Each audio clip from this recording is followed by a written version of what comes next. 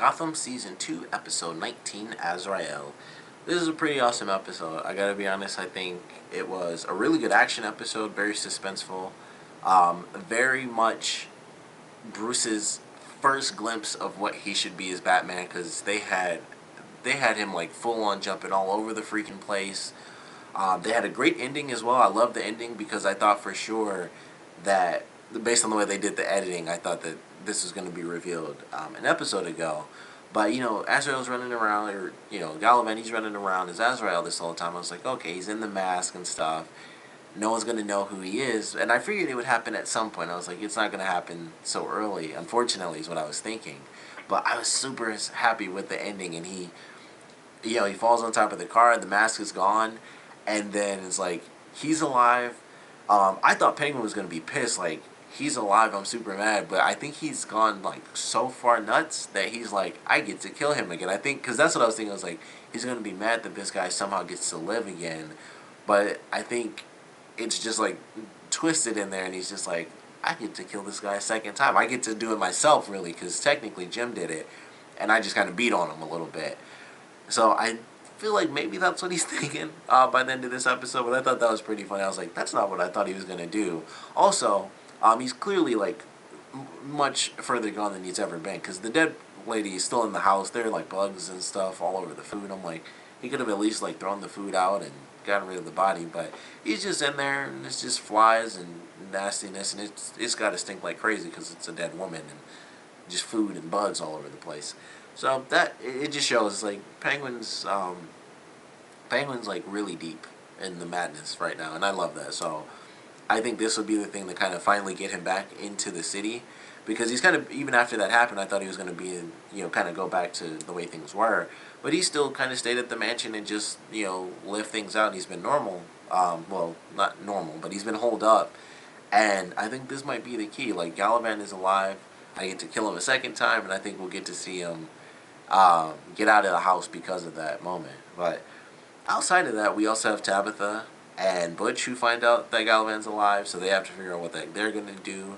Barbara is also staying with them, and I'm not sure what she is at this point. Like, she's just like the weird thing with the TV where she's just like flipping and staring right at him. Like, I don't know what's happening here. She's going to go nuts again, or she's actually okay.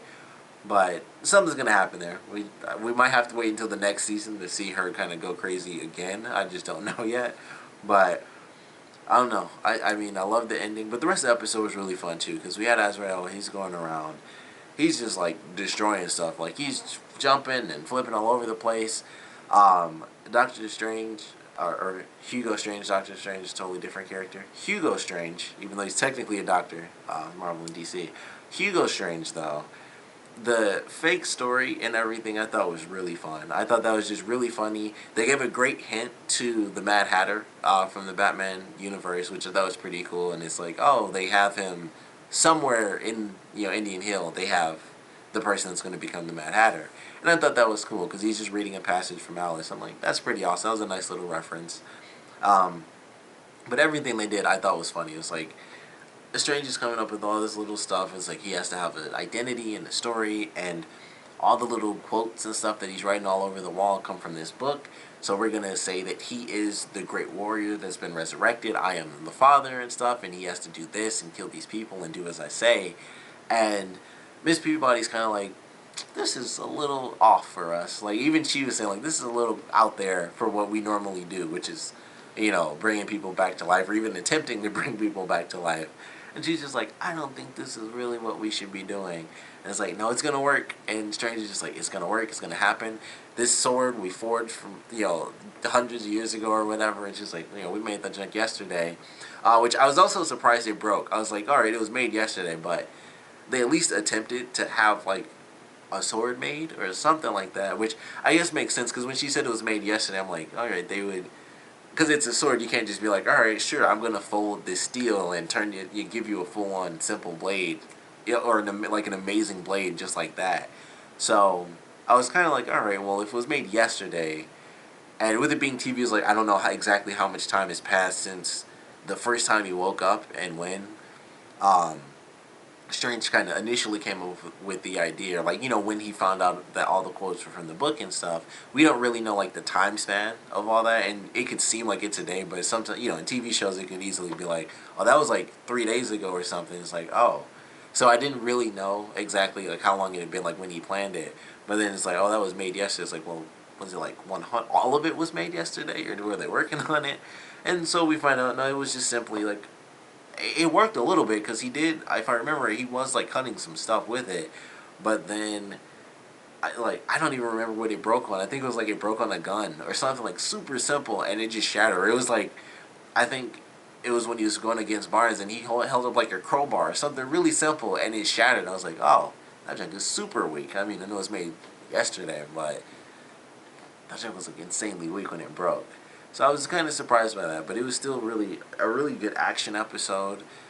Fairly dramatic because, you know, everyone is like, all right, everyone's basically gone from GCPD. So we have Jim, we have Barnes, and it was like a couple of random guys, all of which were like completely annihilated.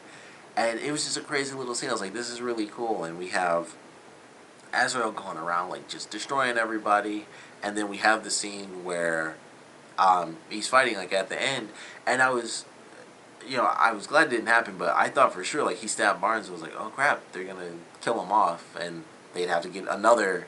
I couldn't even think, not sheriff, but whatever it is, the head of the GCPD. So commissioner, they have to get a new commissioner. So I was glad to see that he survived. I was like, crap. I was really surprised that he even got stabbed, but I thought for sure he was gone. And then everything kind of worked out. You know, he's getting shot up. Also, they had the scene, I think it was like way before that, when they were shooting him in the chest and stuff, and I was like, they should probably like shoot him in the head. They were like just unloading on his chest. I was like, I mean, I know that wounds you, because even when you wear body armor, you know, if you get shot, it still has a really big effect on you. And that was kind of the point, was to kind of stop him and not like kill him. But I'm like, they should probably like shoot him anywhere but his chest, because I'm pretty sure he didn't have like armored up legs or anything. It's just like the outfit, but the top is like actual metal and stuff like that. It's a little different from what I know from like the Arkham games. But I'm like, I'm pretty sure they just like, you know, shoot him in the leg or arm or something, like actually weaken him instead of like hitting him like, oh, this hurts because it's hitting the armor that's really close to his chest, which I understand, like I said, but like actually take him down or try to take him down instead of just unloading on his chest to hurt him a lot. Like actually stop him, because he's dangerous. It's like actually try to stop him, but they didn't, and so, you know, we got the rest of the episode. But it was still a really fun one. I certainly enjoyed it because it was so far back. I know there's some stuff that I definitely am missing um, from the episode, like some bigger elements. But for the most part, it was kind of just, you know, here's like the actiony episode with the big reveal at the end. So we certainly have to see what's going on there. Actually, the other big thing that I kind of skipped over was actually Nigma, him in this episode, and kind of how he led to um, everyone having a story and stuff like that. Which actually, I think that's how Strange got to the idea of all the quotes being from the book. I can't remember if that scene was first or if Nigma telling like everyone has a story was first, but I think him knowing about the quotes from the book was first. But the stuff with Nigma I thought was pretty sweet, and you know, he has all his little things where it's like, oh, this person is like this, but you do this and they're fine, and this and this. And so he gets through, he finally figures out the secret, and he gets down, you know, he gets to the elevator, it opens up, and it's just a bunch of people. It's like people screaming in a bunch of cells. I'm assuming some of them already have powers, some of them are, you know, just experiments and stuff like that. Because, you know, Galavan was the first person that they brought back to life, but it seemed like everyone was kind of going nuts, so I'm assuming they did some other experiments on them. They may or may not have developed powers, you know, from said experiments. But we kind of just have to wait and see what happens there. I'm excited for that as well.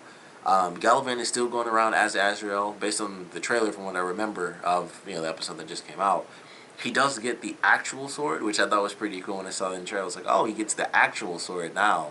So that should be pretty bad. That won't just break on like a crowbar or a shotgun or something really simple. So I'm looking forward to catching up on that episode, because there are just so many elements. Like, this guy is thought to be dead, and he was dead. He was killed by, you know, Commissioner. Well, no, he was not Commissioner, but he's killed by James Gordon and the Penguin.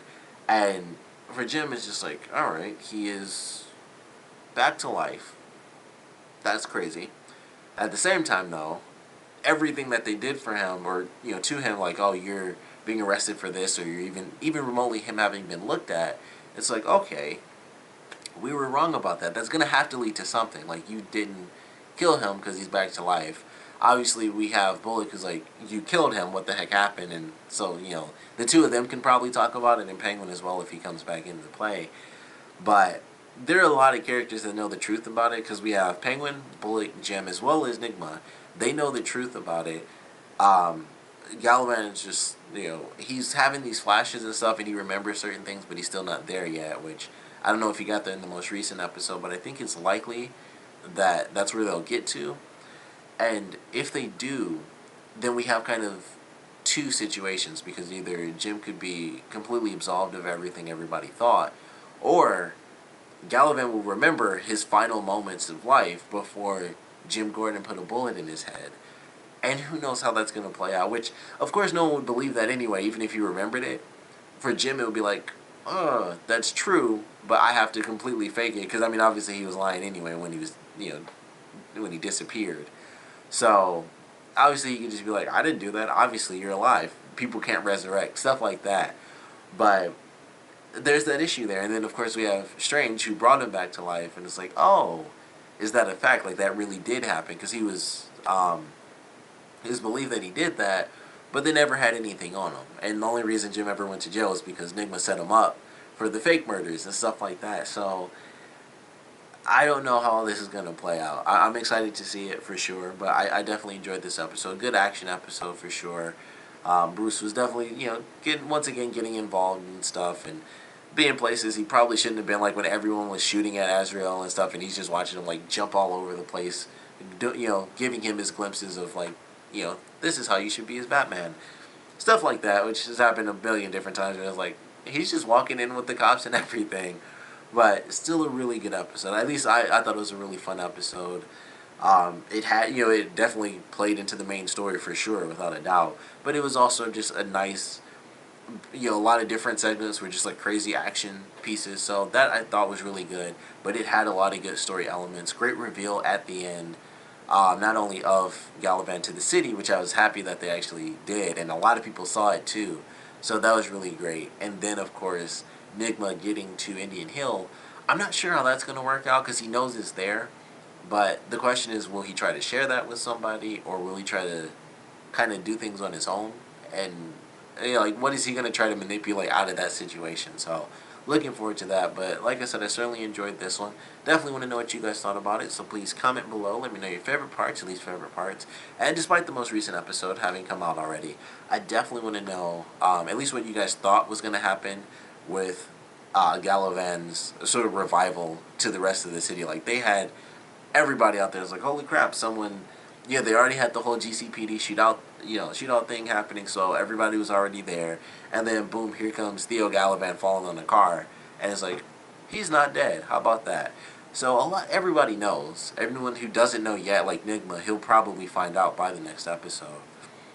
But I definitely want to know your expectations on how that's going to change the story and affect characters and stuff like that, because I'm assuming Tabitha and Butch are going to have a much more important role now that Galavan's been brought back into the show as a living character, and everybody knows this now. So I'm definitely looking forward to that. But like I said, want to know how you guys think that's going to play out, and of course what you thought about this episode in general. So please comment below, let me know, and thanks for watching.